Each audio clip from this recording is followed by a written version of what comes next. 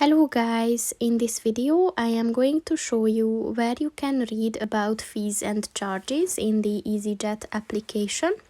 But first I just want to mention, don't forget to subscribe to my channel, because at 10,000 subscribers I am going to show you my whole YouTube revenue statistics and growth strategy, as well as how to make money online.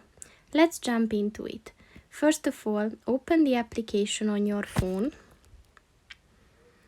And then click on the three lines at the top of the page on the right. And then if you scroll down at the small print section, click on the fees and charges button.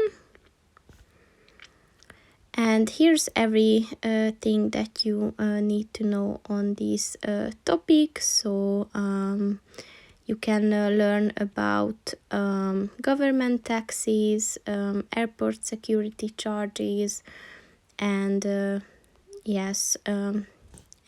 also the bag fees and all that. So that's pretty much it for this video, guys. See you in the next one. Goodbye.